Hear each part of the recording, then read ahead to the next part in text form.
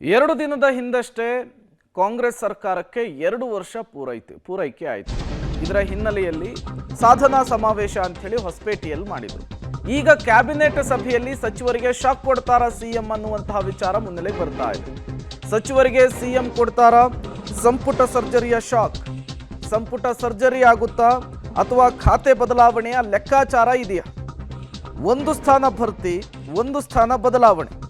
Cabinet ಸಭೆಯಲ್ಲಿ ಸಚಿವರಿಗೆ ಸಂಪುಟ ಸರ್ಜರಿಯ ಮಾಹಿತಿಯನ್ನು ರವಾನಿಸುವ ಸಾಧ್ಯತೆ ಇದೆ. ಸಹಜವಾಗಿಯೇ ಇದಂತೂ ಕುತೂಹಲಕ್ಕೆ ಕಾರಣವಾಗ್ತಾ ಇದೆ. ಒಂದು ಕಡೆ ಮುಖ್ಯಮಂತ್ರಿಯ ಬದಲಾವಣೆ ವಿಚಾರ ಇತ್ತು, ಮತ್ತೊಂದು ಕಡೆ ಸದ್ಯದರಲ್ಲಿಯೇ ಕ್ಯಾಬಿನೆಟ್ ವಿಚಾರದಲ್ಲೂ ಕೂಡ ಒಂದು ಮೇಜರ್ ಸರ್ಜರಿ ಆಗುವಂತಹ ಸಾಧ್ಯತೆ ಇದೆ ಅನ್ನುವಂತಹ ಮಾತುಗಳು ಕೇಳಿ ಬರ್ತಾ ಇದೆ. ಈಗಾಗಲೇ ಸಿದ್ದರಾಮಯ್ಯ ಸರ್ಕಾರಕ್ಕೆ 2 ವರ್ಷ ಮೊನ್ನೆ ತುಂಬಿರುವಂಥದ್ದು. 20ನೇ ತಾರೀಕು ಹೊಸಪೇಟೆಯಲ್ಲಿ ಸಾಧನಾ ಸಮಾವೇಶ ಅಂಥೇಳಿ ಮಾಡಿದರು. ರಾಷ್ಟ್ರೀಯ ನಾಯಕರುಗಳು, ರಾಜ್ಯ ನಾಯಕರುಗಳ ಸಮಾಗಮ ಆಗಿತ್ತು. ಶಕ್ತಿ ಪ್ರದರ್ಶನವನ್ನು ಕೂಡ ಮಾಡಿದರು. ಈ ಬೆನ್ನಲ್ಲೇ ಸಚಿವ ಸಂಪುಟಕ್ಕೆ ಮೇಜರ್ ಸರ್ಜರಿ ಆಗುತ್ತಾ ಅನ್ನುವಂತಹ ಪ್ರಶ್ನೆ, ಕುತೂಹಲ ಸಹಜವಾಗಿಯೇ ಮುನ್ನೆಲೆಗೆ ಬರ್ತಾ ಇದೆ. ಈ ವಿಚಾರಕ್ಕೆ ರಾಜಕೀಯ ಕಾಂಗ್ರೆಸ್ನ ಪಡಸಾಲೆಗಳಲ್ಲೂ ಕೂಡ ಒಂದಿಷ್ಟು ಚರ್ಚೆಗಳಾಗ್ತಾ ಇರುವಂಥದ್ದು.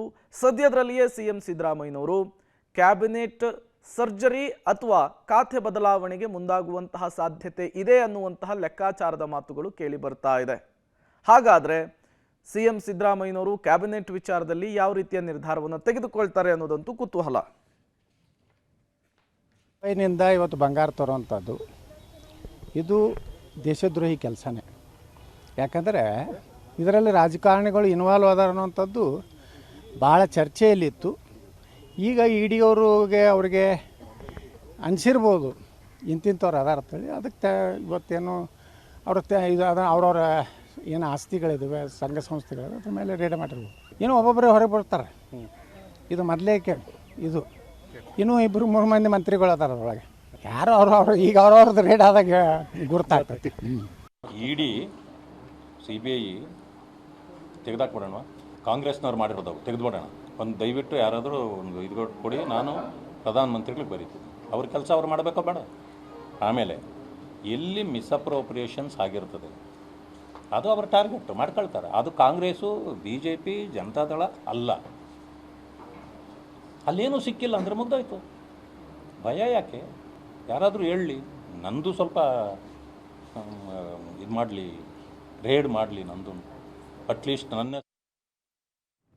ಒಂದು ಕಡೆ ಗೃಹ ಸಚಿವ ಪರಮೇಶ್ವರ್ ಒಡೆತನದ ಮೇಲೆ ಇಡಿ ರೇಡ್ ಮಾಡಿದೆ ಶೈಕ್ಷಣಿಕ ಸಂಸ್ಥೆಗಳ ಮೇಲೆ. ಮತ್ತೊಂದು ಕಡೆ ಇದಕ್ಕೆ ರನ್ಯಾ ರಾವ್ ವಿಚಾರವನ್ನ ಬಿಜೆಪಿ ಲಿಂಕ್ ಮಾಡ್ತಾ ಇದೆ.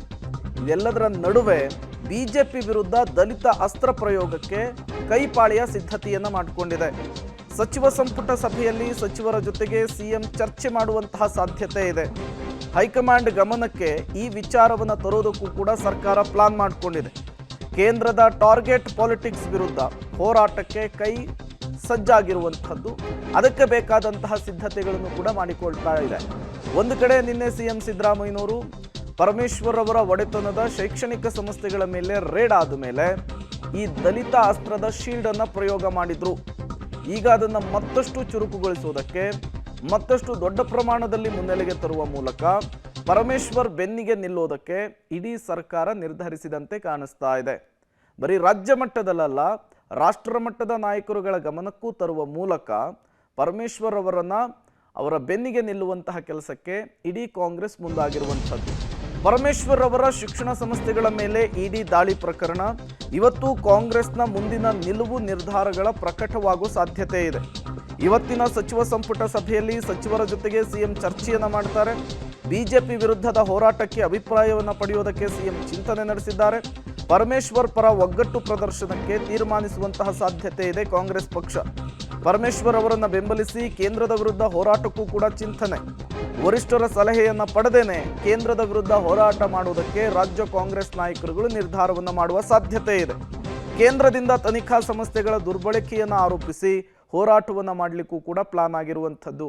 ಈ ಹಿಂದೆ ಸೋನಿಯಾ ರಾಹುಲ್ ಗಾಂಧಿ ಮೇಲೆ ಒಂದಿಷ್ಟು ಮುನ್ನೆಲೆಗೆ ಬಂದಾಗ, ಅಥವಾ DK ಶಿವಕುಮಾರ್ ವಿಚಾರದಲ್ಲಿ CBI ಇಡಿ ದುರ್ಬಳಕೆ ಆಗ್ತಾ ಇದೆ ಅಂಥೇಳಿ ದೊಡ್ಡ ಮಟ್ಟದ ಹೋರಾಟವನ್ನು ಕಾಂಗ್ರೆಸ್ ಮಾಡಿತ್ತು. ಈಗ ಪರಮೇಶ್ವರ್ ವಿಚಾರದಲ್ಲೂ ಕೂಡ ಅದೇ ರೀತಿಗೆ ಪ್ಲಾನ್ ಮಾಡಿಕೊಂಡಿದೆ. ಹಾಗಾದರೆ ಕಾಂಗ್ರೆಸ್ ವಾದ ಏನು? ಕೇಂದ್ರದಿಂದ ತನಿಖಾ ಸಂಸ್ಥೆಗಳೇನಿದ್ದಾವೆ, ಅದು CBI ಆಗಿರಬಹುದು, ED ಆಗಿರಬಹುದು, ಅವುಗಳನ್ನು ದುರ್ಬಳಕೆ ಮಾಡಿಕೊಳ್ಳಲಾಗ್ತಾ ಇದೆ, ಟಾರ್ಗೆಟ್ ಪಾಲಿಟಿಕ್ಸ್ ಮಾಡಲಾಗ್ತಾ ಇದೆ ಅಂಥೇಳಿ. ಮುಖ್ಯವಾಗಿ SC ST OBC ನಾಯಕರನ್ನು ಮುಗಿಸಲು BJP ಈ ಮೂಲಕ ಸಂಚು ಮಾಡಿದೆ ಅಂಥೇಳಿ ಜನರಿಗೆ ಪೋರ್ಟ್ರೈ ಮಾಡುವಂತಹ ಕೆಲಸಕ್ಕೂ ಕೂಡ ಕಾಂಗ್ರೆಸ್ ಪ್ಲಾನ್ ಮಾಡಿಕೊಂಡಿದೆ. ಪರಮೇಶ್ವರ್ ಅವರು ದಲಿತ ನಾಯಕ, ಹಾಗಾಗಿ ಅವರನ್ನು ಟಾರ್ಗೆಟ್ ಮಾಡಿ ಉದ್ದೇಶಪೂರ್ವಕವಾಗಿ ED ರೇಡ್ ಮಾಡಿಸಿದ್ದಾರೆ ಅನ್ನುವಂತಹ ವಿಚಾರವನ್ನು ಮುನ್ನೆಲೆಗೆ ತರೋದಕ್ಕೆ ನಿರ್ಧರಿಸಲಾಗಿದೆ. 2019ರಲ್ಲಿ ಪರಮೇಶ್ವರ್ ನಿವಾಸ ಸಂಸ್ಥೆಗಳ ಮೇಲೆ IT ಅಂದರೆ ಇನ್ಕಮ್ ಟ್ಯಾಕ್ಸ್ ರೇಡನ್ನು ಮಾಡಿತ್ತು. 6 ವರ್ಷಗಳ ಬಳಿಕ ಈಗ EDಯಿಂದ ದಾಳಿಯಾಗಿದೆ. ಪದೇ ಪದೇ ಕಾಂಗ್ರೆಸ್ ನಾಯಕರುಗಳನ್ನು ಟಾರ್ಗೆಟ್ ಮಾಡಲಾಗ್ತಾ ಇದೆ, ದಲಿತ ನಾಯಕರುಗಳನ್ನು ಟಾರ್ಗೆಟ್ ಮಾಡಲಾಗ್ತಾ ಇದೆ ಅಂಥೇಳಿ ಕಾಂಗ್ರೆಸ್ ಪ್ಲಾನ್ ಮಾಡಿಕೊಂಡಿದೆ.